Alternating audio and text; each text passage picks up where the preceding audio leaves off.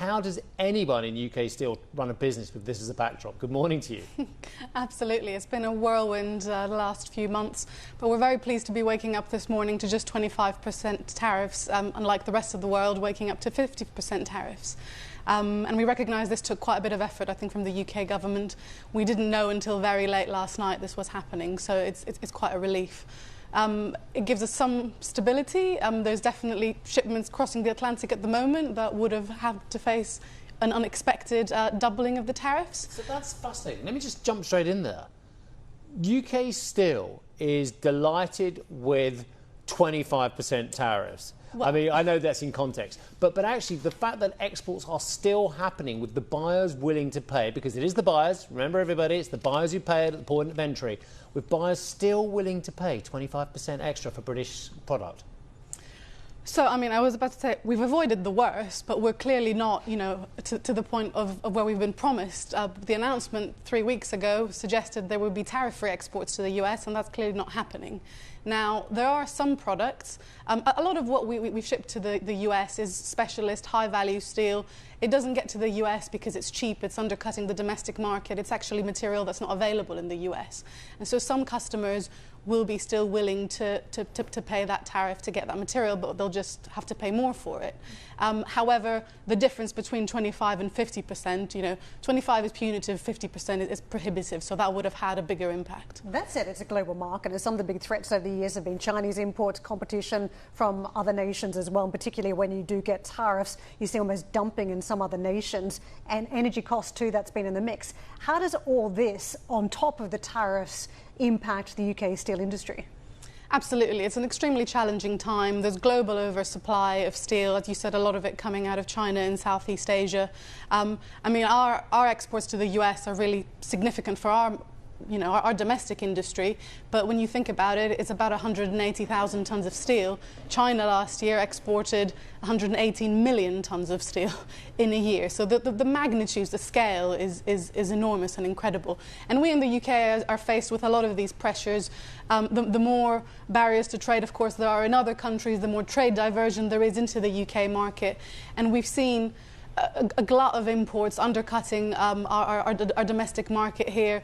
We now only supply 30% of the UK market because it's impossible to compete with cheap imports. Incredible. I mean, we're talking about the future here, and you know, in the past it felt as though you saw a decline in capacity in a lot of developed nations, and I used to talk about this in Australia many years back as well. It felt like the UK was facing the same dynamics. In future though, we're talking about stepped up defence commitments, we're talking about infrastructure programs in Germany, AI data centre build-outs, the EV story as well. It feels like there's all different touch points where steel could be hugely relevant in domestic markets. How important is it that the UK keeps its capacity and, if anything, expands its capacity to meet those growing needs down the track?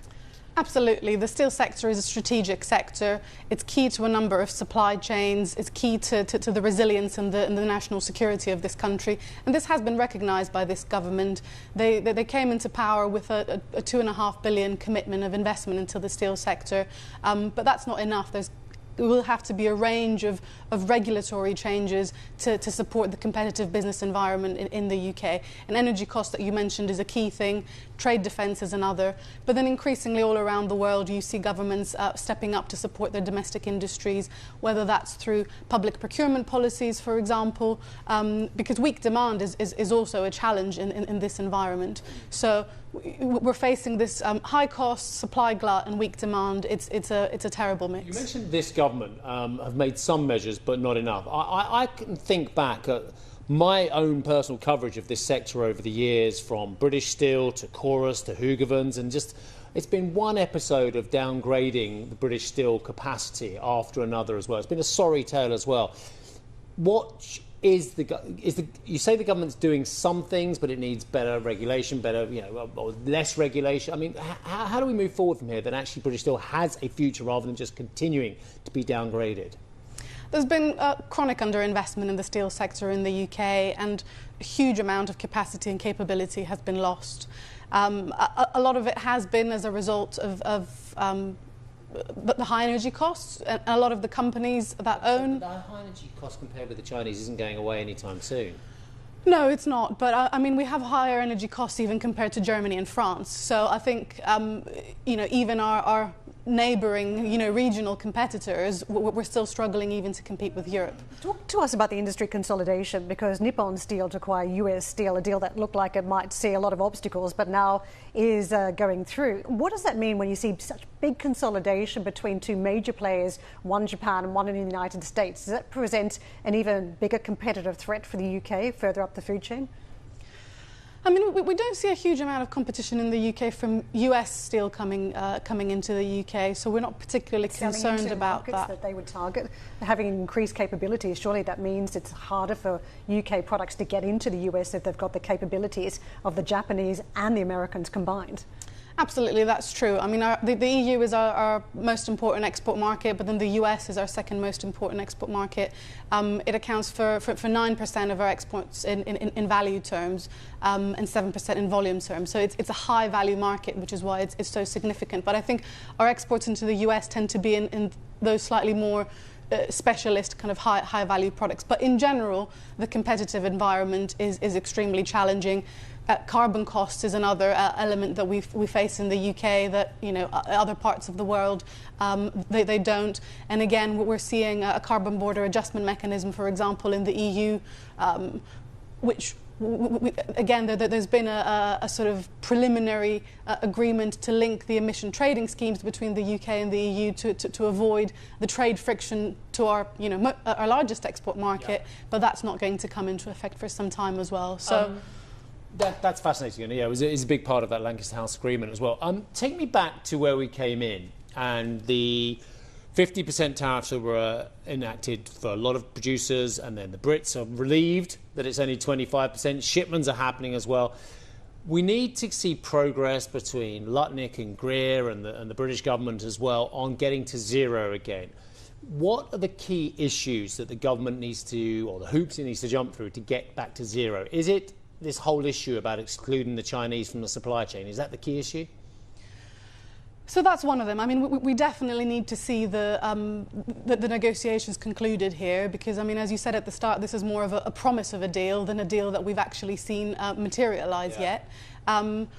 Ownership is a factor. I think wider supply chain considerations are a factor. The Trump administration has been very keen to avoid any loopholes that would allow for circumvention of measures, so steel from other countries coming into the UK and then ending up in the US. Right. And of course, at the moment in the UK, we have, one of our largest producers is going through a transition from a blast furnace to an electric arc furnace. In that time, there will be the need to import some semi-finished steel into the UK, further process it, and then perhaps export it. So in the previous agreement, in the previous quota agreement that we had with the US, there was a strict requirement that all steel had to be melted and poured in the UK, so made from scratch in the UK. So it didn't allow for that kind of intermediate goods coming in and being further processed. So if that's not allowed at the moment, that would mean that a huge chunk of the domestic production won't be able to benefit from this deal. So that's kind of a key consideration. And then it's also the actual calculation of the quota sizes, because again, we're not talking about completely tariff-free trade. It's within the confines of quotas based on historical exports typically.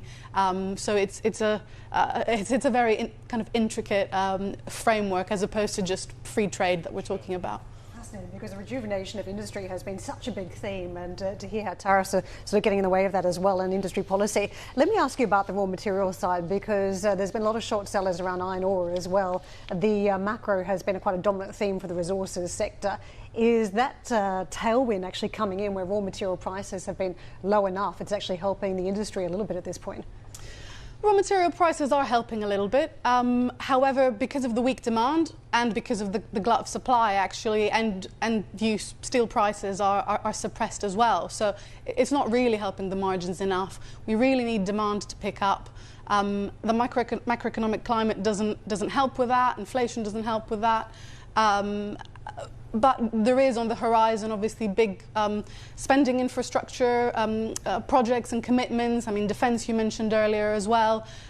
So on renewable energy, huge kind of pipeline of investment in terms of offshore wind. So there is the promise of considerable demand in the horizon in the UK. However, there's no guarantee that domestic material will be used for that. And in the past, we've seen offshore wind that I mentioned, the previous tranche of investment, used no UK material whatsoever, partly because we lack the supply chain, so the fabrication capacity. So it's not just enough about having the steel. We've seen a hollowing out of manufacturing supply chains in the UK. So there is a steel strategy that we're expecting to be announced later this year, but alongside the industrial strategy and then the wider trade strategy, there's a number of strategies at the moment.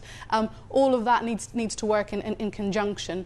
And as I mentioned, it's cost is one thing. If we want to attract investment, we need to make the UK